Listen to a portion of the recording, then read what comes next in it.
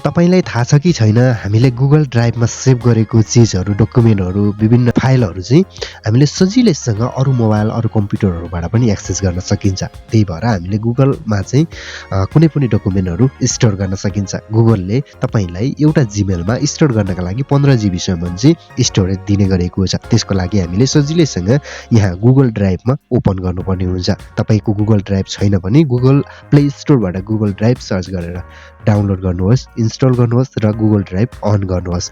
यहाँ ड्राइभ लेखेको छ त्यो अन गर्नुहोस् र अन गरिसकेपछि तपाईको यस्तो खालको इन्टरफेस देख्न सकिन्छ। तपाईको होममा क्लिक भएर बसेको हुन्छ।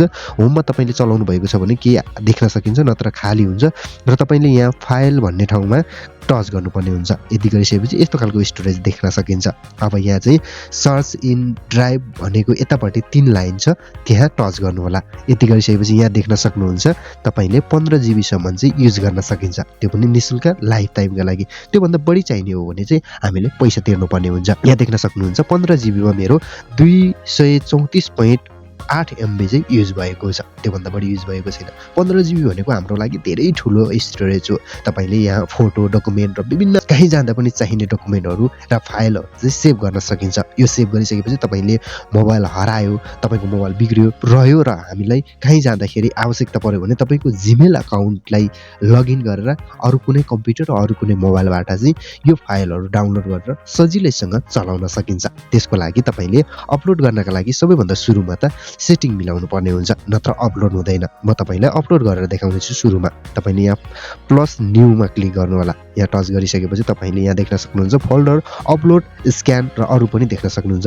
अब म अपलोडमा क्लिक गर्छु र अपलोडमा क्लिक गर्ने बित्तिकै हामीले यहाँ फोटो तथा भिडियोहरू देख्न सकिन्छ। अथवा चाहिँ हामीले यहाँ चाहिँ माथि दाहिनेतर्फ 3 लाइन छ। फेरि पनि यहाँ 3 लाइनमा क्लिक गरेर अरू डकुमेन्टहरू पनि ल्याउन सकिन्छ। धेरै सबै डकुमेन्टहरू यहाँ चाहिँ राख्न सकिन्छ। अब अलिकति स्क्रोल गरेर म एउटा फोटो अपलोड गरेर देखाउँछु। अब म यो अपलोड गर्न चाहेको फोटोमा टच गर्छु। यस्तो टच गरिसकेपछि यहाँ चाहिँ तपाईले देख्न सक्नुहुन्छ सेटिङ नमिलाइकन अपलोड गर्दा चाहिँ वेटिङ फर वाइफाई भनेको छ। तपाईको वाइफाई कनेक्ट छ भने वाइफाईबाट अपलोड हुन्थ्यो, तर हामीसँग डेटा मात्रै छ, वाइफाई छैन। त्यस्तो अवस्थामा हामीले सेटिङमा जानुपर्ने हुन्छ। त्यसको लागि पुनः म यतापट्टि 3 लाइन देब्रेपट्टि देख्न सक्नुहुन्छ, माथि 3 लाइन छ, त्यहाँ टच गर्नु होला र तपाईले सेटिङ भन्ने अप्सन देख्न सक्नुहुन्छ। अलिकति तल यहाँ सेटिङमा टच गर्नु होला। यति गरिसकेपछि तपाईले अलिकति स्क्रोल डाउन गरिसकेपछि अलिकति तल यहाँ देख्न सक्नुहुन्छ डाटा युज भन्ने ठाउँमा चाहिँ यहाँ transfer file only over wifi भनेको अप्सन छ, त्यहाँ चाहिँ अन हुन सक्छ। यसलाई अफ गर्नु होला। यति अफ गरिसकेपछि यहाँ अलाउम भन्ने डाटा वार्निङ देखाउँछ, यसलाई पनि ओके गर्नु होला। ओके गरिसकेपछि हामीले अब ब्याक गएर हेर्छौँ। अब हाम्रो चाहिँ यहाँ के गर्छौँ भने वेटिङ फर नेटवर्क भनेको छ। यदि हाम्रो नेटवर्क भएसम्म चाहिँ हामी यहाँबाट सजिलैसँग अपलोड गर्न सक्छौँ।